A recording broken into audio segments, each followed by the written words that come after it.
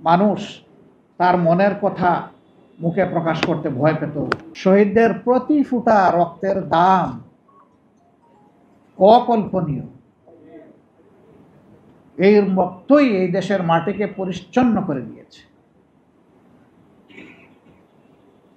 হ্যাঁ, তারপরেও যে পরিবারের একমাত্র সন্তান শহীদ হয়ে গেল, সেই পরিবারের প্রতি সরকার এবং সমাজকে মানবিক দায়িত্ব পালন করতে হবে।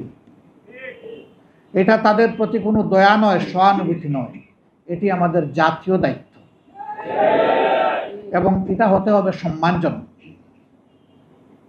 সম্মানের সাথে এই পরিবার যাতে বসবাস করতে পারে, এরকম করেই তাদেরকে অবশ্যই সহযোগিতা করতে হবে। আমার কাছে উত্তম মনে হয় ওই রকম অনুগ্রহ আর দয়ার ভাব না দেখিয়ে প্রত্যেকটি পরিবার থেকে যারা কর্মক্ষম রয়েছেন তাদের যোগ্যতা মাফিক তাদেরকে সরকারি চাকরি হাতে তুলে দিতে হবে। তাহলে এই পরিবার কারো কাছে হাত পাতার তার প্রয়োজন হবে না, তারা সম্মানিত বোধ করবে এবং এটি রাষ্ট্রীয় দায়িত্ব। আজকে যারা উপদেষ্টা পরিষদে এসেছেন, এক ভাই বলেছে যারা বসেছেন, না তারা বসেনি, আমরা বসিয়ে দিয়েছি। গোটা জাতি তাদেরকে বসিয়ে দিয়েছে। কাউকে না কাউকে প্লেনের ককপিটে বসতে হবে প্যাসেঞ্জারকে ডেস্টিনেশনে নিয়ে যাওয়ার জন্য, এবং যারা বসবেন তাদের নো-হাউ থাকতে হবে। তারা জানবেন যে কি বিষয় নিয়ে তারা বসেছেন, কি তাদের দায়িত্ব। আমরা তাদের উপর আস্থা রাখার পক্ষে। আমরা দেখতে চাই তারা সফল হবেন। তারা সফল হলে বিপ্লব সফল হবে।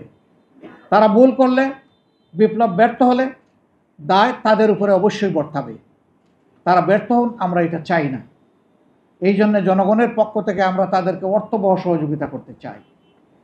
শুধু বলবো, বিপ্লবের সেন্টিমেন্টটা বুঝে আপনারা যেন চলেন। জনগণ এই বিপ্লবের যে চেতনা অন্তরে ধারণ করেছে, এটা যেন কখনো আপনারা ভুলে না যান। এইখানে কারো খেয়ালখুশি ব্যক্তিগত ইচ্ছা মতো চলার, বাস্তবায়ন করার কোনো সুযোগ নেই। ইতিমধ্যে বিভিন্ন জায়গায় পুনর্বিন্যাস করা হয়েছে, কিছু সংস্কার আনা হয়েছে এবং ব্যাপক অসন্তোষ কোনো কোনো ক্ষেত্রে দেখা দিয়েছে। কেন এটি হবে? এই ব্যাপারে যথেষ্ট সতর্কতা অবলম্বন করা উচিত। যারা সরাসরি জুলুমের সাথে জড়িত ছিল এবং স্বৈরাচারের দূষর হিসাবে যারা পাশে থেকে সহযোগিতা করেছে, তাদের কোনো নৈতিক অধিকার নেই রাষ্ট্রীয় কোনো গুরুত্বপূর্ণ জায়গায় থেকে এই জাতিকে সেবা করার। তারা এই নৈতিক অধিকার হারিয়েছেন, তাদের অপকর্মের কারণেই হারিয়েছেন।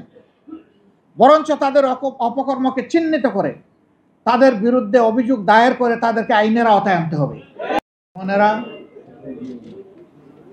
এবং আইনজীবী সহকর্মী ভাই বোনেরা, আল্লাহ তাবারক ওয়া তাআলার শুকরিয়া আদায় করছি। সারা বাংলাদেশের প্রত্যন্ত অঞ্চল থেকে শুরু করে রাজধানী পর্যন্ত এই স্বৈরাচারের বিরুদ্ধে যারা গত মাসের 5 তারিখ কার্যত আমি বলবো যাদের রাজনৈতিক ইন্তেকাল হয়েছে,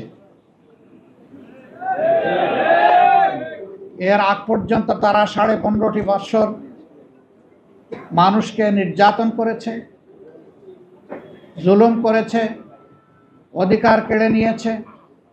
অদেখা অলিখিত পায়ে বেড়ি, হাতে হ্যান্ডকাপ আর 2 টুটে তারা তালা ঝুলিয়ে দিয়েছিল। একটা ভয়ের সংস্কৃতি তারা চালু করেছিল। মানুষ কথা বলতে চতুর্দিকে একবার তাকায় নিত,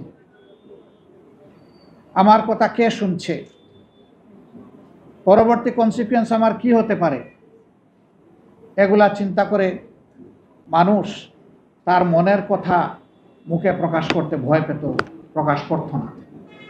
যারা 2-1 জন সাহস করে প্রকাশ করতেন, তাদের পরিণতি কি হয়েছে আমরা সেটা দেখেছি। কিন্তু আলহামদুলিল্লাহ, শেষ পর্যন্ত অনেক জীবন, অনেক রক্ত, অনেক ত্যাগ তিতিক্ষার মধ্য দিয়ে গত মাসের 5 তারিখে এই জাতির বুকের উপর থেকে একটি ভারী পাথর আল্লাহ তাআলা সরিয়ে দিয়েছেন। কারো কাছে স্বপ্ন পূরণ, কারো আনন্দের উপলক্ষ, আবার কারো জীবন পাল্টে দেওয়ার মুহূর্ত, কখনো জীবন বাঁচাতে সর্বোচ্চ গতিতে উড়ে চলা, কারো আবেগের শেষ মুহূর্ত, আপনজনের শেষ বিদায়ে শামিল হওয়া। এমন সব ইচ্ছে পূরণে সর্বনিম্ন ভাড়ায় দ্রুতগতির বাহন প্রবাসীর হেলিকপ্টার। আপনার প্রয়োজনে যোগাযোগ করুন আমাদের হটলাইনে।